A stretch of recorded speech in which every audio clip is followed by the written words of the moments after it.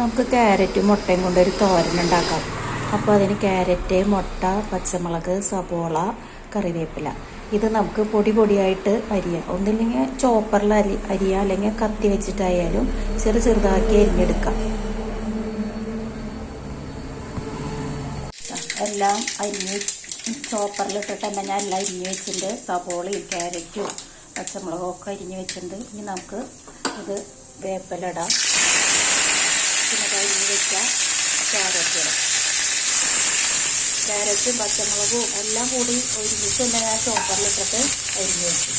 ഇനി ഇത് ക്യാരറ്റൊന്നും ആവണ വരെ, ക്യാരറ്റിന് വലിയ വേഗമൊന്നുമില്ല, ഒന്നും ആവണ വരെ ഇത് 2-3 മിനിറ്റ് ഒന്ന് ഇളക്കി യോജിപ്പിച്ച് വെച്ചു. ഒന്നായി കഴിഞ്ഞ് കഴിഞ്ഞാൽ നമുക്ക് മുട്ട ഒഴിക്കാം. ഇതിലിപ്പോൾ വെള്ളം ഒഴിക്കേണ്ട ആവശ്യമൊന്നുമില്ല കേട്ടോ. ക്യാരറ്റിൽ തന്നെ വെള്ളം വരുന്നുണ്ട്. അപ്പോൾ ക്യാരറ്റിൻ്റെയും മുട്ടയുടെയും ഗുണമൊന്നും ഇപ്പോൾ നമുക്ക് പറഞ്ഞു തരേണ്ട ആവശ്യമില്ല. പാകത്തിന് ഉപ്പ് ഇടുക. വെള്ളം ഒന്ന് വരിഞ്ഞ് കഴിഞ്ഞാൽ നമുക്ക് ഈ നടുക്കിൽ ഞാൻ കുറച്ച് മുട്ട ഒഴിച്ച് കൊടുക്കാം.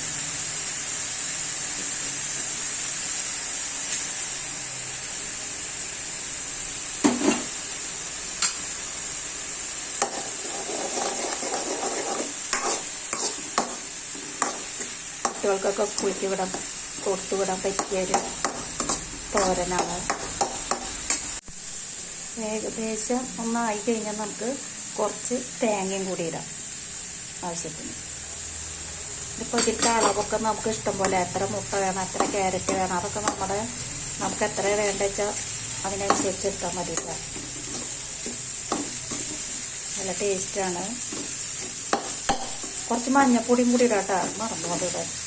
അതും കൂടി ഇട്ടിട്ട് നന്നായി ചിക്കിയെടുത്തിട്ട്